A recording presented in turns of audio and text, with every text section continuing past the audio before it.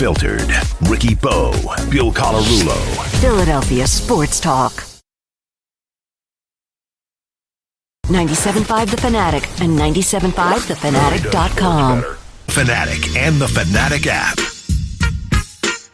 Welcome into Unfiltered, everybody. The last time we spoke, we left the air on Friday afternoon around 6 o'clock. We had a hockey team still in the playoffs. We had a basketball team only down 2-0 coming back home. And here we are now, Monday afternoon at 2 p.m. The Flyers have been eliminated. The Sixers have been eliminated. And they were swept in their own building on back-to-back days.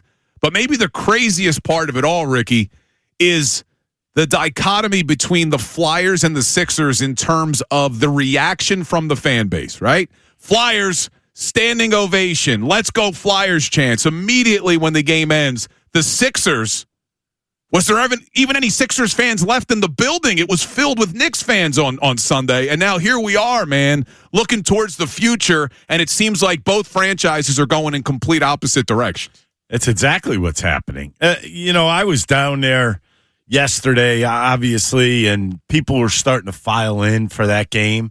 And all you heard outside was, let's go Knicks, okay? And it was kind of the opposite for the Flyers game the other night. I'm down there. I couldn't find a Carolina jersey anywhere. It is two teams going in two different directions. But I got to throw blame to you also, because you're one of those people that after they beat the Celtics, you're like, successful season. I'm like, no, it's not. If they don't get out of the second round, people are going to feel it, and it's going to look bad again. How does it feel right now, Bill? Seriously. Well, hold on. We got to go back. I don't remember ever saying it was a successful season because they beat the Celtics. Well, what I said was they could beat anybody now, and that I was back in on the bandwagon, but that I reserved my right to change my opinion depending on how the Knicks series went. Because how's your opinion now?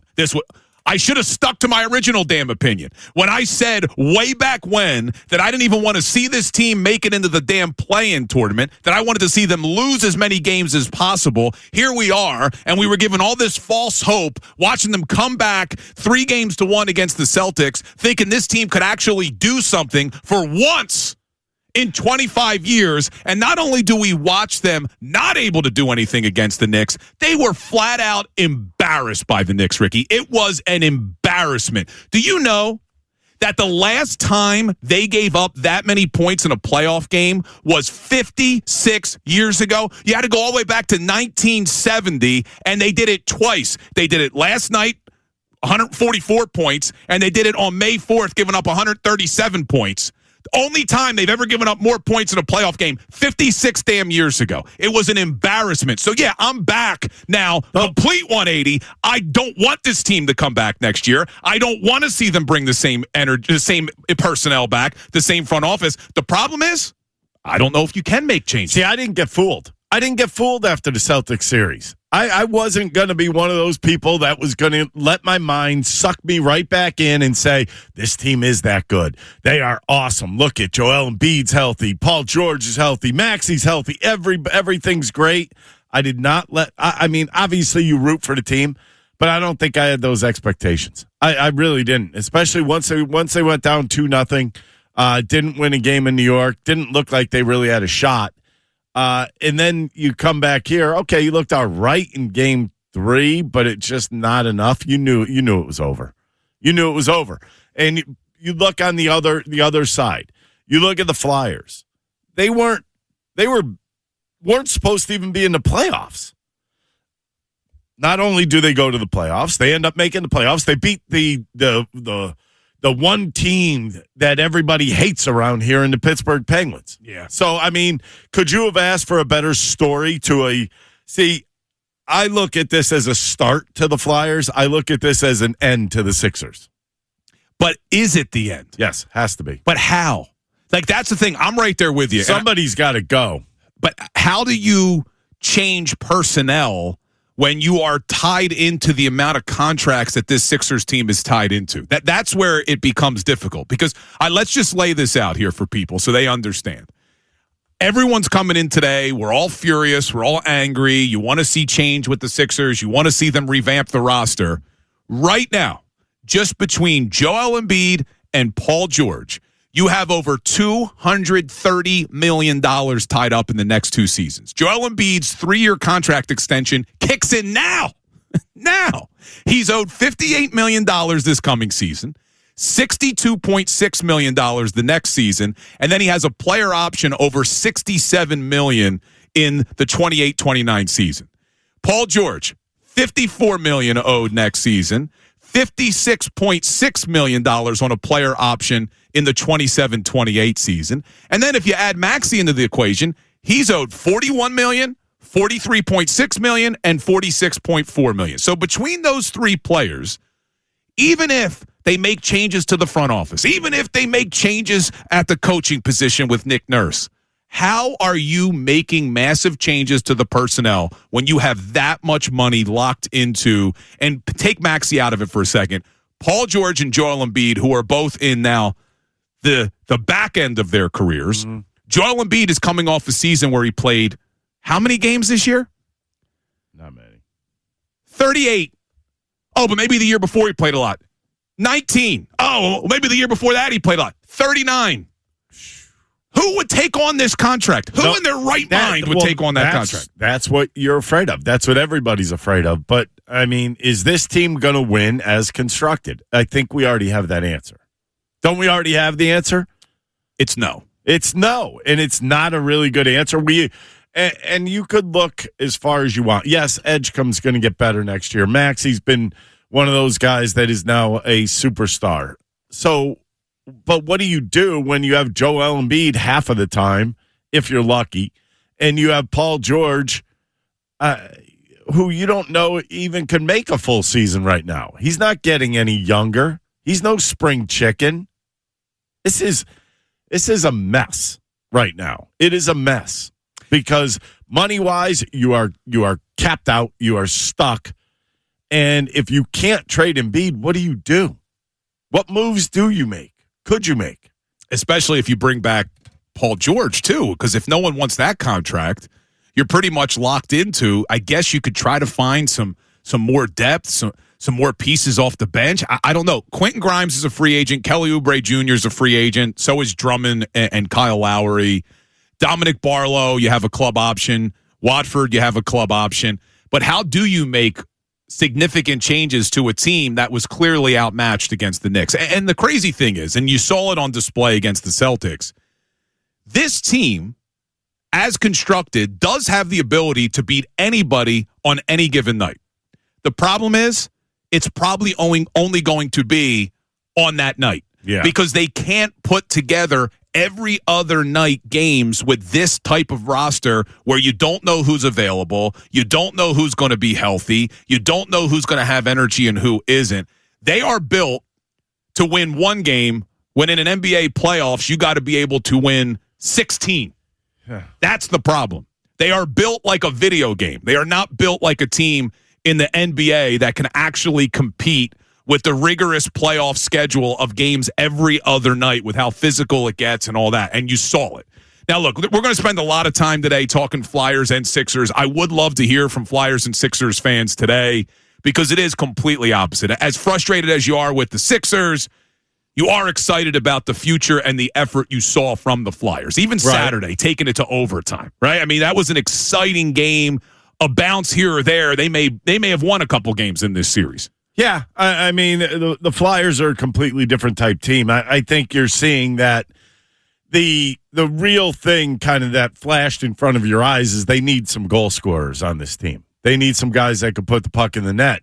They struggled mightily in a 4-game series to score goals against Carolina and their little trap defense that they threw against them. So at least you know what's out there, what's in front of you, who's good, who's bad, who could make a difference, who won't make a difference. Because I will say this much: I'm not so sure Matvei Michkov is a difference maker, and you have to learn these things. And I think the one thing that the Flyers did that was smart, they made this all about a learning experience. This is something that these players needed. They needed to feel that pressure of the playoffs. They needed to feel what it felt like to be in these games. And you know what? They overachieved this year. So, yeah, they deserve, the standing ovations after the game. The standing ovation at the Phillies game yesterday. I think it's a good thing. You're not going to see the Sixers get that. No, yeah. One season I think you could describe as successful, the Flyers, but the Sixers nowhere near successful. And the other frustrating thing is it's like one organization now gets it and the other doesn't. You got the Flyers players meeting with the media tomorrow. You have head coach Rick Tocchet meeting with the media on Wednesday. You have general manager Danny Briere meeting with the media on Thursday.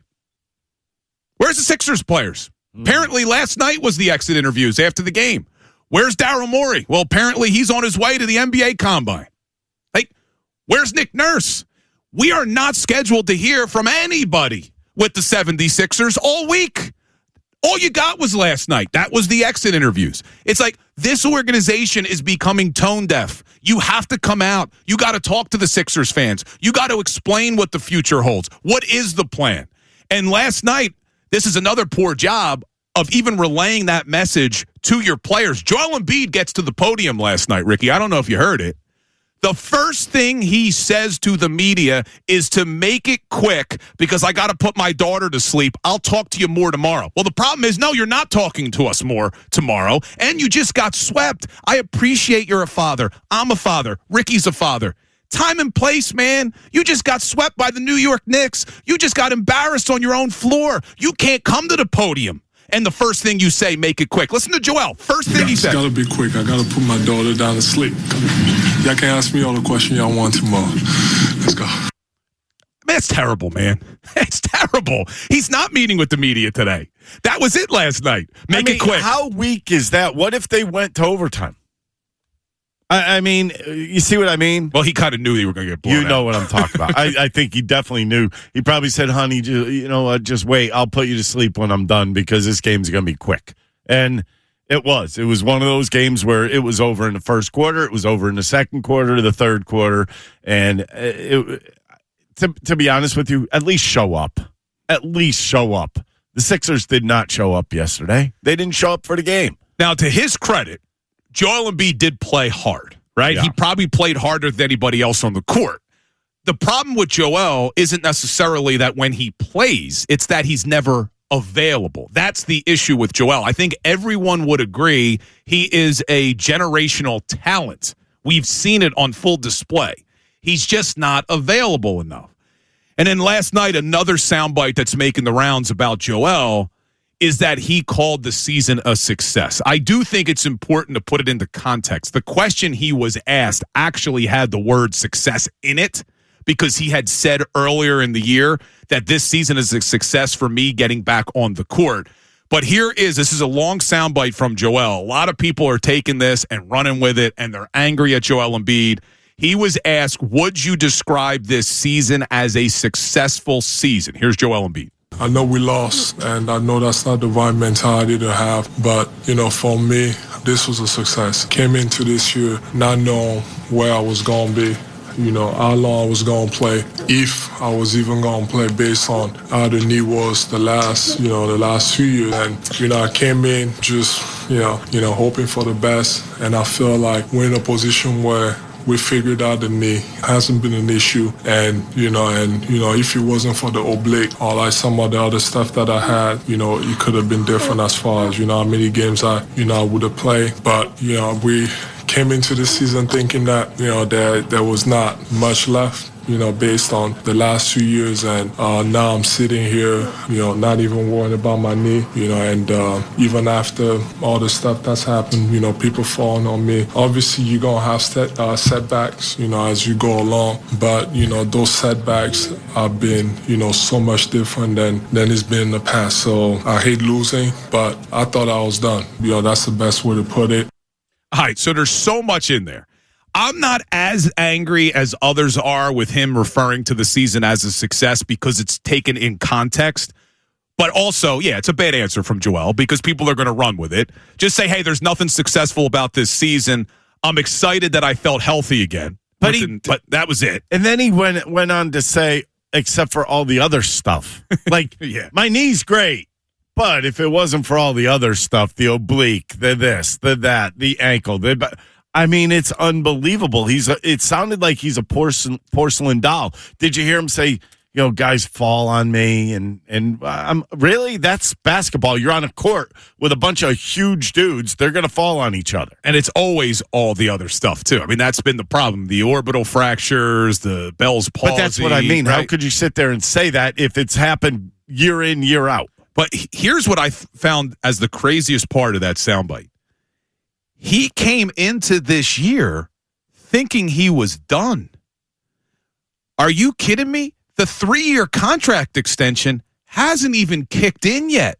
And the Sixers and Joel weren't even sure if he was going to be able to play this year. Like, I just want people to remember, the 3-year contract extension that Daryl Morey gave to Joel Embiid was given on September of 2024, right? September of 2024. That was coming off a season where Joel Embiid played only 39 games. The guy fell on his knee at Golden State that game. He comes back to play against the Knicks. He clearly was only playing on one leg. You still had 2 years of contract left. Why did Daryl Morey think it was necessary to give Joel Embiid a 3-year contract extension there? That's the $1 million question here. That's the biggest problem that they have right now. Yeah, because imagine if they didn't do it. Joel Embiid's contract would be up right now. Think about the possibilities for this team. Maybe you do re-sign Joel at a discounted rate. I don't know. Maybe you allow him to leave. But think about the flexibility that this team would have had if Daryl Morey didn't give him a 3-year contract extension for literally no reason. It has never been fully explained. We had Morey on middays last year, and he said it's because if you were going out and getting Paul George, you wanted to show that you were also committed to Joel Embiid, blah, blah, blah. Dumb.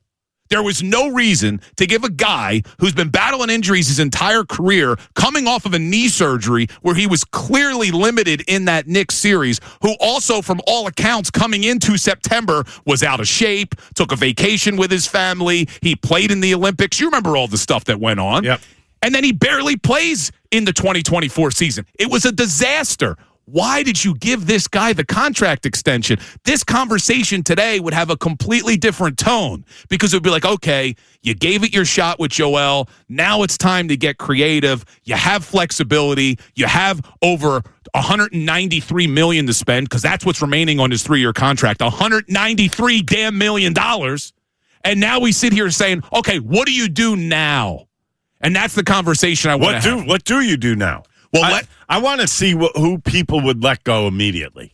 Yeah, that's what I want to hear from people because I know everyone's going to have the opinion. I've heard it on middays. I've heard it on mornings. You got to make changes. You got to make changes. Okay, how? How do you make changes to a team that has that much money tied up into Joel Embiid and Paul George and even Tyrese Maxey? How do you make changes? We'll continue that conversation coming up next. If you want to weigh in, there's 3 ways to get involved. Send your voice memos and your text to the Davis Honda text line. You could also pick up the phone and call. It's the same number across the board, 610-632-0975. We're going to do We Hear You twice like we always do. Best voice memos coming up at 3:45 and 5:25.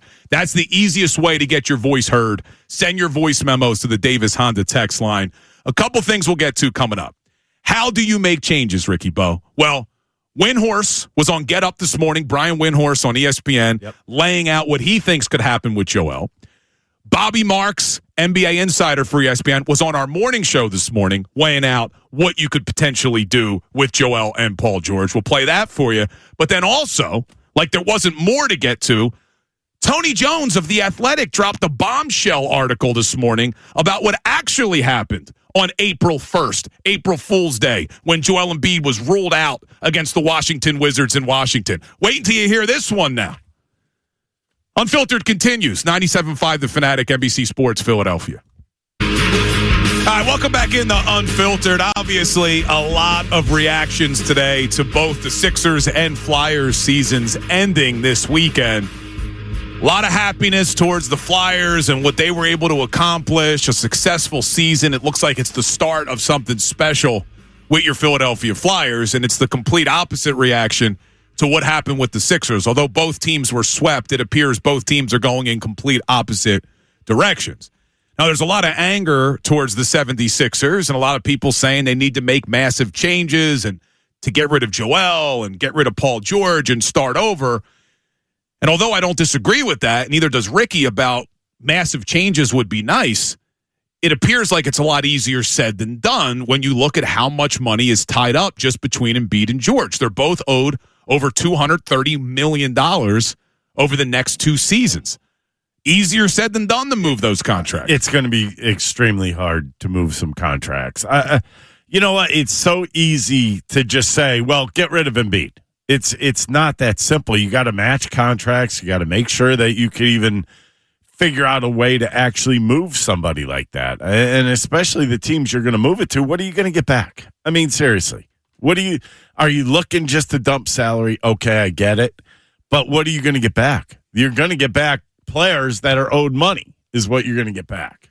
Yeah, and it's going to be tough. We'll hear what Windhorst said this morning and Bobby Marks said this morning. Well, to me, it's just, you know what? I think it goes back to who? Who delivered this contract? Who gave the contract? Daryl Morey. That's where the blame has to be pointed. It has to. Now, the interesting thing is I was reading an article about this contract extension when it was given. So September of 2024, even though Joel had 2 years left on his deal, Daryl Morey decided for whatever reason to give him a 3-year contract extension, even though he was coming off of a season where he just had knee surgery and he was clearly limited against the Knicks. And in the article, team owner Josh Harris is cited as saying how excited he is about the contract extension. Quote, Joel is a great family man, leader, and person. Quote goes on. But the part I want to focus on is leader. Because now here's where the Tony Jones article from this morning for The Athletic comes into play. How good of a leader is Joel Embiid? Now, I get it. He fought through injuries. I will never say the guy is soft. I do believe he wants to win. I do believe he leaves it all out on the basketball court. But there are too many instances where we have heard Joel Embiid not being the best leader because part of being a leader is leading by example. You can go back to last year at the beginning of the season when it got leaked that Tyrese Maxey had to call Joel Embiid out for being late to everything. We all remember that, right? Joel Embiid was not happy about that. Well, here's the article from Tony Jones of The Athletic this morning, and he's going to be on mornings tomorrow with Kincaid and Sal Chunas.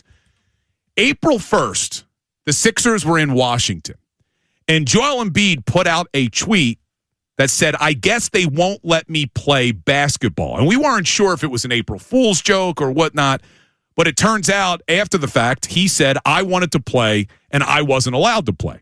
All right, not new news. No. However, here's what's in the Tony Jones article.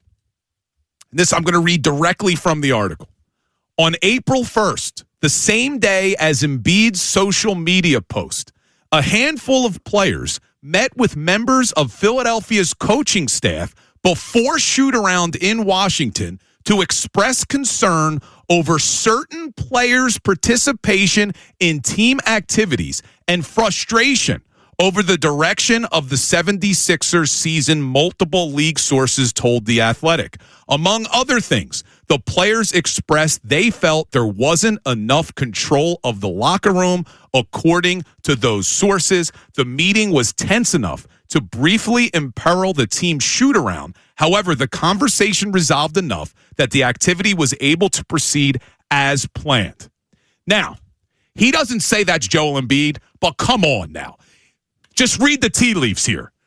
They're at shoot-around. Joel Embiid doesn't show up to shoot-around. He says he's too sick to show up to shoot-around. The players go to management and say, hey, enough's enough. There are players who don't participate in team activities. Then the Sixers decide to rule Joel Embiid out of the game. Joel gets angry. He goes to Twitter. He says, I guess they won't let me play basketball today. That is not a good leader right there. And I don't think I'm reading too far into this. This is a problem. And I don't believe that you will win a championship when your leader and best player isn't showing up to team activities. Yeah, something's broken. Something's broken in there. Something within the locker room, within the organization, something's not clicking in the right direction. And you know what? When you have Joel Embiid not showing up for team activities. I think that's a problem in itself. You cannot, and I will repeat this, cannot be a team leader if you don't show up by example. If you are one of those guys who's not going to go to certain things and expects to play,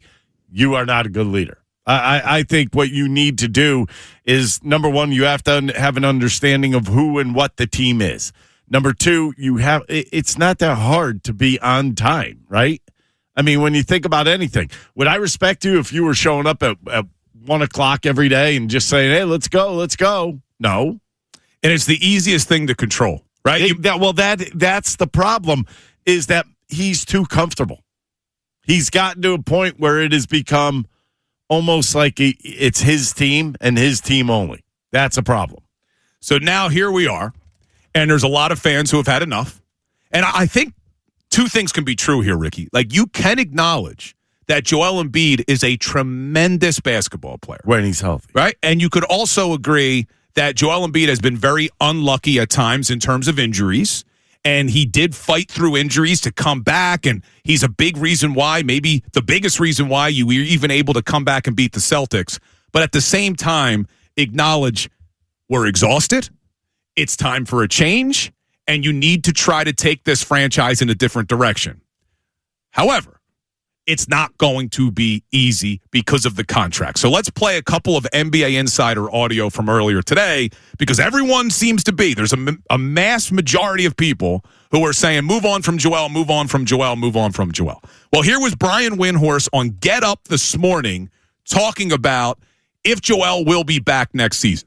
Well, let me say that I do think this was a success because they beat the Celtics in that first-round series with the comeback. Embiid was awesome. They hadn't beaten the Celtics in 40-plus years. It's a little bit worrying to hear him say we came into the season thinking he was about done, considering he has 3 years and $192 million left on his contract, which is a new extension which will begin next season. And that is why I can promise him he will definitely be back. He is not going anywhere. The Sixers do have a couple of free agents, Kelly Oubre, Quentin Grimes, that they have to deal with. But, you know, with him and Paul George locked into enormous salaries, this is going to be a team that's going to mostly have these guys next season. Oh. Not what a lot of people wanted to hear, Ricky. Now, not what I wanted to hear. No. Now, look, you were in a lot of clubhouses in your day, right? Have you ever had an instance where there was a big superstar on the team that wasn't leading by example? Like, we just went through the Joel Embiid stuff of not showing up for certain activities, people being frustrated by it. Like, has that ever happened in one of your clubhouses before? Yeah. How'd you guys handle it? It was usually a free agent guy that would come in and he wasn't familiar with the team. And you would think, you know, your first thought is, all right, this guy's getting paid a lot of money. He's got to be a leader. He's got to do something about what's going on in the clubhouse. And then when you look, he's one of the problems. You don't do anything about it. You just kind of move on. You take care of your own business. But what it does is, you see how I just said that?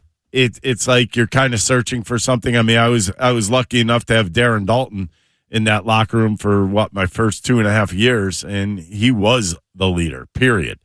After that, it was kind of like searching. And every time we get a free agent in, you think to yourself, maybe we got one here, maybe we don't. No, well, okay, we'll just keep moving on as we've been doing. It's not something that you say something about. Like, it's different. It's a little different in basketball. There's not as many guys in there, so it's easier to be a team leader. It's easier to be looked up to. I mean, I would think Joel Embiid is the one guy that everybody looks up to in there, but it seems like there's been little squabbles here and there as time has gone on, and it doesn't sound like team captain type squabbles. And the other reason I'm asking he's you one this, of the problems of it. Yes, and the other reason I'm asking you this, because you just heard Windhorst talking about the amount of money that Embiid is owed over the next 3 seasons. The problem. Right? And everyone in the NBA probably knows, well, Joel's not the greatest of leaders. So you also hear Joel saying, I didn't even know if I was going to be available to play this year. Well, that is mind-boggling to me. Crazy. But if you're another team, why would you trade for Joel Embiid's contract when you're saying, all right, well, he's going to bring a personality where maybe he's not going to show up to a lot of things. He's going to bring with him a contract where he's owed $58 million, then $63 million, then $67 million. And we're going to take on all of that and the issues off the court for a guy who maybe plays 39 games? Like, who in their right mind is making a trade to the 76ers for Joel Embiid? Nobody. I don't think they're going to. You sit out there, like, I know a lot of people like, well, Minnesota would do it in a second, or you know, a team out in California would do it, like Sacramento or something. No, I don't think it's that simple. Number one, you have to have the assets to give back that equal out that type of money. I don't know if there's many teams that even want to do that, to get one guy that could be a problem and then give probably three back to the other team. Yeah, look, Bobby Marks, NBA insider for ESPN, he joined the morning show this morning. I'll play that for you coming up. And to be completely honest with you, I think you're damned if you do, damned if you don't in this situation. Oh, yeah, like I keep hearing everyone refer to the Sixers situation as purgatory. I actually think we're in hell. I don't think it's purgatory. I think it's hell. But you don't have, like, the cause. If he does go, you're going to get three guys back that cost you the same amount of money. It's not like you're going to get a replacement for Joel Embiid or somebody that's a superstar for Joel Embiid. And there's a bigger issue, and Bobby Marks, who I'll play for you coming up, is going to lay out for you. You probably can't just trade Joel Embiid. You probably have to attach a first-round draft pick with it just to get another team to take on that contract. So we will talk about the difficulties of doing that as you're trying to get another superstar to pair with Maxey and VJ through the draft. We'll talk about that coming up. We'll also hear what Jay Williams said on Get Up this morning, because he did not hold back in going after the Sixers front office, not just the players, the front office. We'll get to that as well. I know a lot of people have been hitting us up on the Davis Honda text line. We will get to some texts, but get your voice memos in. We hear you coming up at 3:45. We'll play the best voice messages of the day. I would love to hear from Sixers and Flyers fans. But coming up next, what did Bobby Marks say about what you'd have to do to trade Joel and even Paul George? And then what did Jay Williams say about the Sixers front office this morning on Get Up? A lot more to get to here on Unfiltered. 97.5 The Fanatic, NBC Sports, Philadelphia.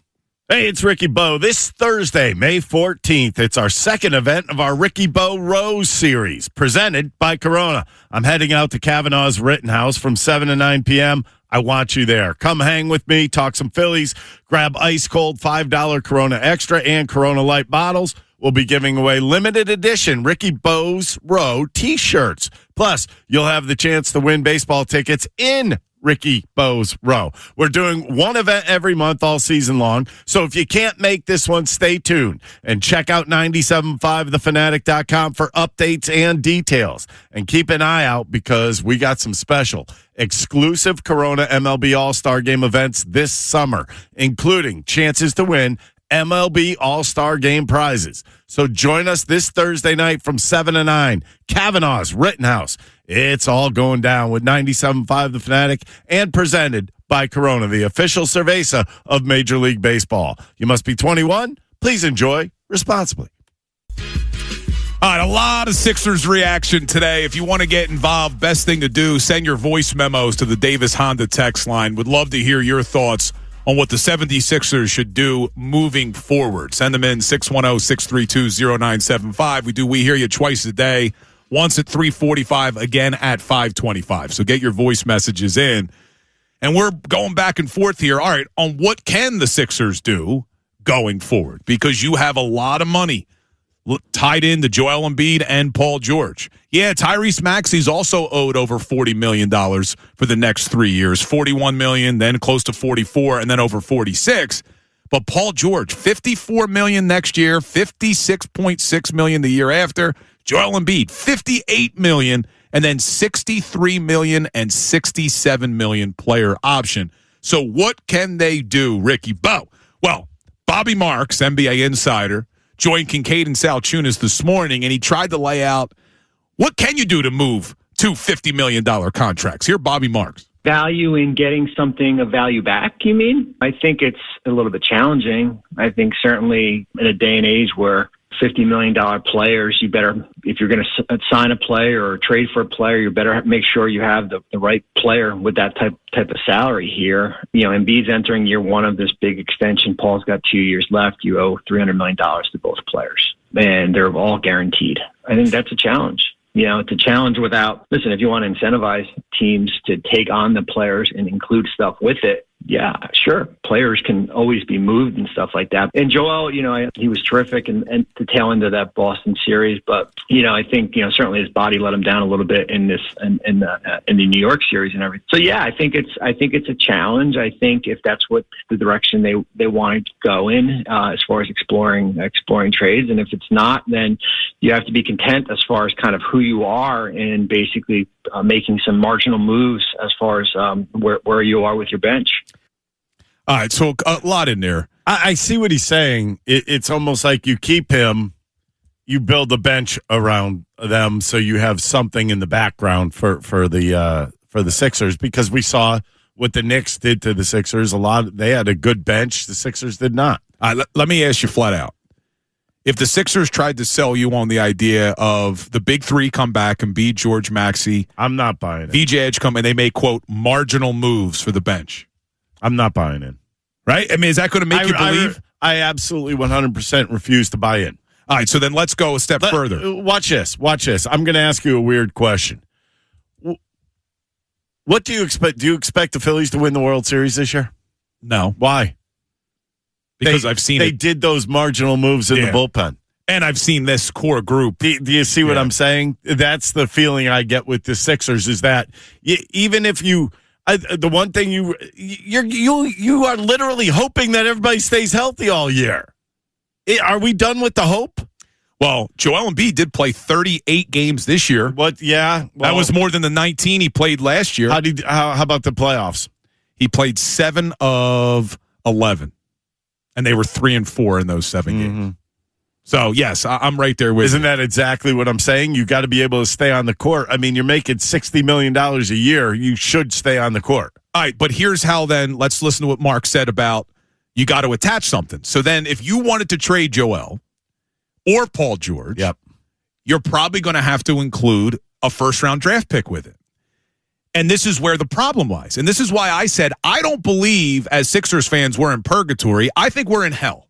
Because for you to trade Joel Embiid to try to reset and build again, you would have to include, arguably, your 2027 first-round draft pick. But here's what stinks about it.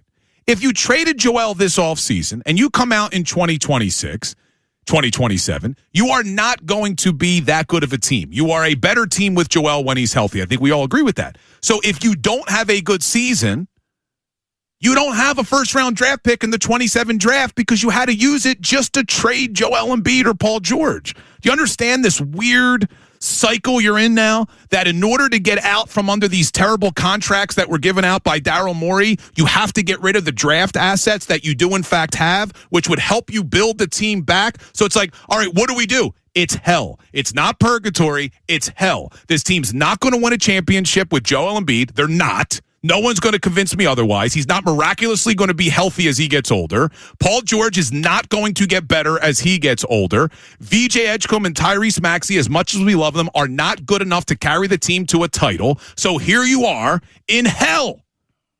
You are in hell because there's no direction for this team to go right now other than keep what they have. That's what it is. They're going to have to keep what they have right now and try to mix and match in that 6, 7, and 8 spots. You need a deeper bench. That's number one. That's a known commodity.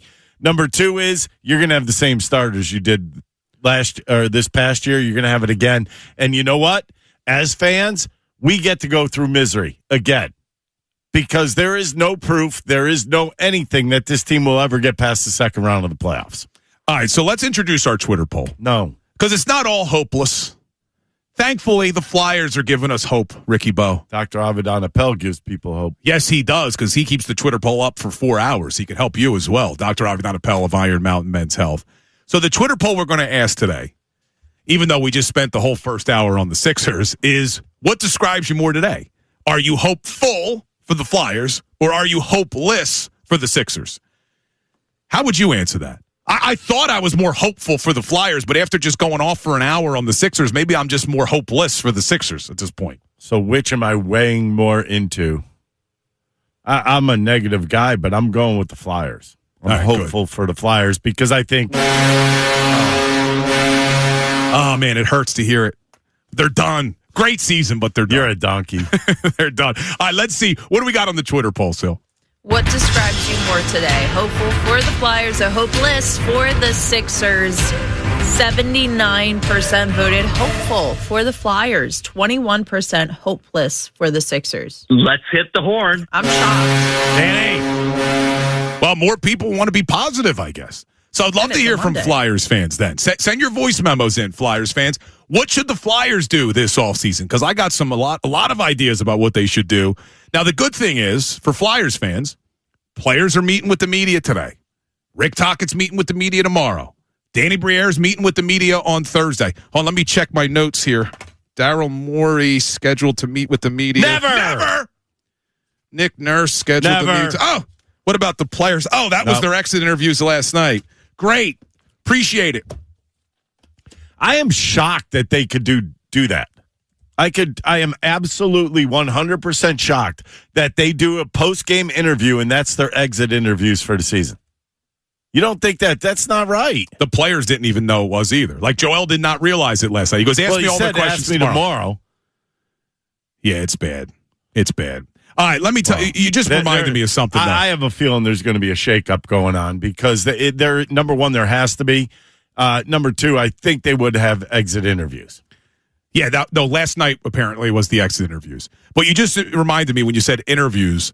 Our man Jason Stark, who joins us every Wednesday to talk Phillies. This is interesting. Yeah, he reached out to me this morning. Tonight, Jason Stark, it's a charity event with the Mainline School Night, the MLSN's 10th annual Visionary Voices fundraiser. How about this? Jason Stark is having a Q&A with John Middleton at 7:30 on Villanova's campus. You could still get tickets, so that could be a great night. Go to mainlineschoolnight.org. Our man Jason Stark Q&A with John Middleton. You know that'll be good. So I'm very curious what he's going to ask Middleton now that the Phillies are in a little bit of a resurgence after getting rid of Robbie T. But we'll do some Phillies a little bit later. I want to continue with the Sixers conversation. I know a lot of people have sent in their text messages, so I promise coming up, we're going to get to some of your texts. I know a lot of people are blaming Daryl Morey. I'll play for you what Jay Williams said on Get Up about the Sixers front office coming up right after this on Filtered. 97.5 The Fanatic, NBC Sports, Philadelphia.